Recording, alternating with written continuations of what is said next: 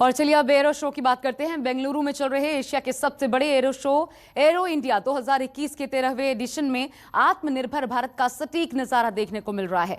भारत के स्वदेशी हथियार, ड्रोन, फाइटर प्लेन हर किसी का दिल जीत रहे हैं। भारत की स्वदेशी शक्ति देखकर दुनिया हैरान है।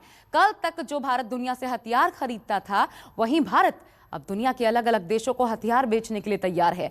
बेंगलुरु में इस मौके पर डिफेंस कॉन्क्लेव का भी आयोजन किया गया और कई देशों के रक्षा मंत्रियों की बैठक भी हुई। उम्मीद जताई जा रही है कई देशों के साथ हथियार बेचने की डील हो सकती है, क्योंकि आत्मनिर्भर भारत की नई उड़ान से दुनिया हैरान है।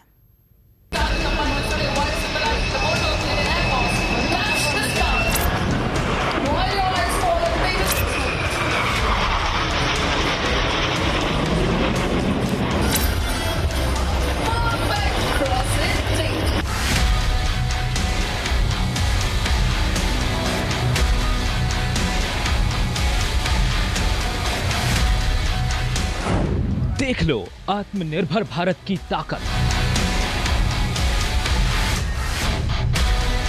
एरो इंडिया शो में नया हिंदुस्तान।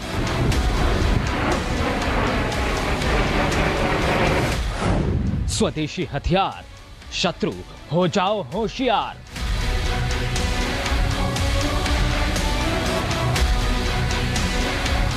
एरो इंडिया 2021 के 13वें संस्करण का आज दूसरा दिन है।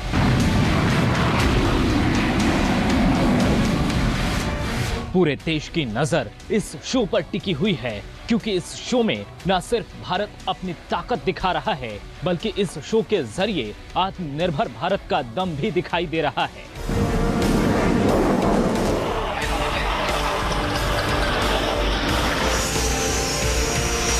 एरो इंडिया के दूसरे दिन आज बेंगलुरु में कई देशों के रक्षा मंत्रियों की बैठक होगी। ये बैठक इसलिए अहम माना जा रहा है क्योंकि आज दुनिया को भारत अपना स्वदेशी हथियार दिखाएगा।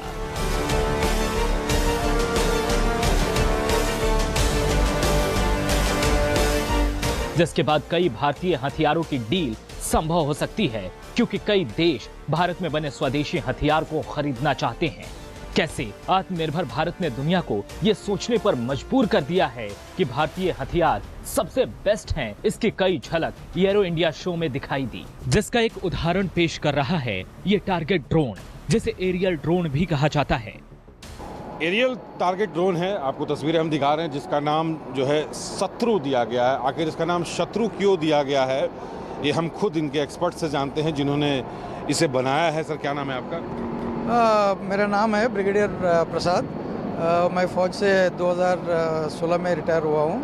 सर, इसका नाम शत्रु क्यों दिया? शत्रु ये है, ये हमारा जो एयर डिफेंस होते हैं वो प्रैक्टिस करते हैं। जो शत्रु का जो हवाई जहाज़ आता है उसको मार गिराने के लिए रियल टाइम प्रैक्टिस तो मिलता नहीं है, इसलिए हमको ऐसा मॉडल बना के जो है उसको उड़ा के हम अपना जो शत्रु के हवाई जहाज़ जैसे वो बिहेव करता है और उसको पता लगता है कि कितना इफेक्टिव है, उनका ट्रेनिंग कितना अच्छा है, ट्रेनिंग नहीं है। उसके लिए हमारा तीनों अंग जो है, आर्मी, नेवी, एयरफोर्स, वो एयर डिफेंस का सिस्टम्स जो हैं वो यूज़ करते हैं इसको। अभी तक जो यूज़ कर रहे हैं वो पूरा जो है बाहर से इंपोर्ट होता था, अभी तक इंपोर्ट हो रहे हैं। तो ये पहली बार है जो हम फुल्ली 80% तक जो है हम अपना इधर का बना के जो है इंडिजिनस हमने कैपेबिलिटी अचीव किया है। एक नया स्टार्टअप है। पूरी जो है यंग जनरेशन है, IIT मद्रास की जो टीम है इसे बनाई है। हम बात करते हैं, क्या नाम है आपका? जी, मेरा नाम सुरजीत कुमार यादव है। जी, इसकी क्षमता के बारे में बताइए, इसकी क्वालिटी के बारे में बताइए। जी, इसकी ये 864 किलोमीटर प्रति घंटा की स्पीड से फ्लाई कर सकता है और इसकी जो रेंज है वो 100 किलोमीटर से ज़्यादा है।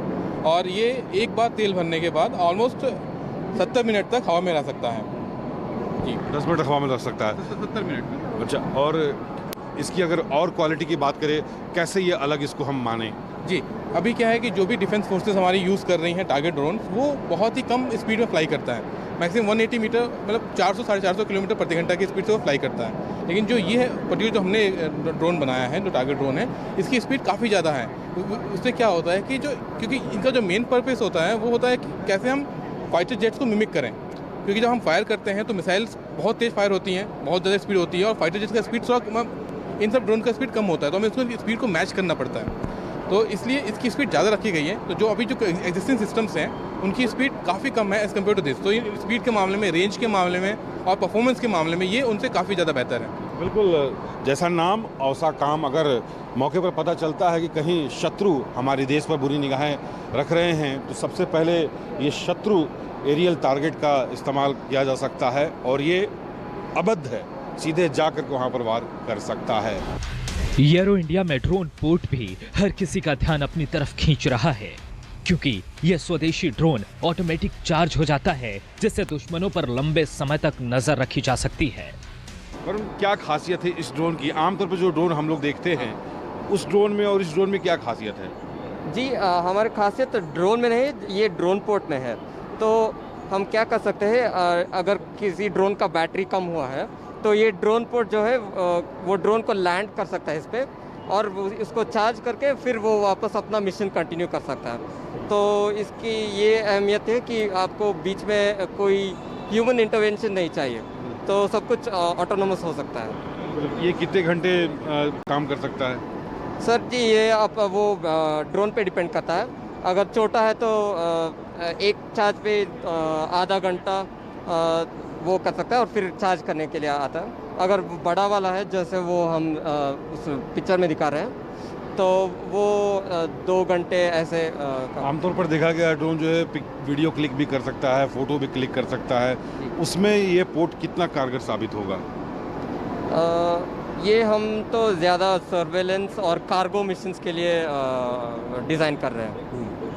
तो फोटो हाँ वो उसके लिए भी यूज़ हो सकता है। बिल्कुल, अगर देखा जाए तो वीडियो क्लिक करने की बात है या फिर फोटो क्लिक करने की बात हो या फिर कई किलोमीटर की निगरानी की बात होती है तो ड्रोन जो है मौके पर कभी कभी ऐसा भी होता है कि बैटरी जो है लो हो जाने के कारण वीडियो क्लिक नहीं हो पाता है, फोटो क्लिक नहीं हो पाता है। लेकिन इस पोर्ट के आने से जो है ड्रोन की ताकत 4 गुना ज़्यादा बढ़ेगी, बैटरी क्षमता भी 4 गुना ज़्यादा बढ़ेगी। मिल रही जानकारी के मुताबिक दक्षिण पूर्व एशियाई देशों ने भारत के LCA-MK-1A फाइटर प्लेन को खरीदने में अपनी रुचि दिखाई है, जो भारत के लिए एक बड़ी उपलब्धि के तौर पर देखा जा रहा है। एरो इंडिया शो में भारत के अलावा 14 देश हिस्सा ले रहे हैं।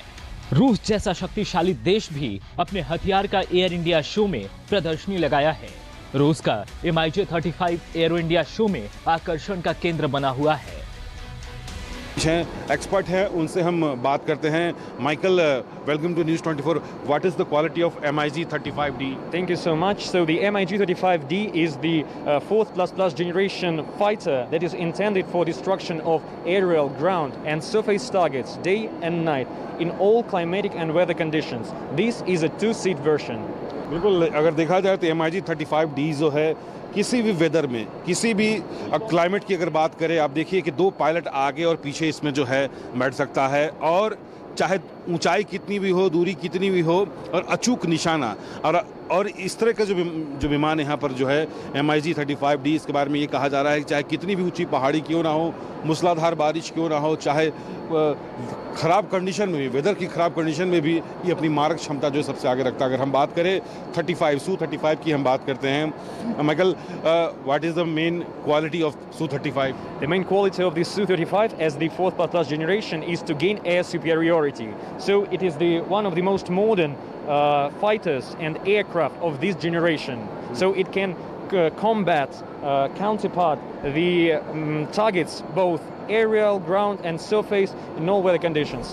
अगर देखें तो पहली बार हाइब्रिड एयर शो का आयोजन हो रहा है। यह दुनिया की दूसरी सबसे बड़ी प्रदर्शनी है।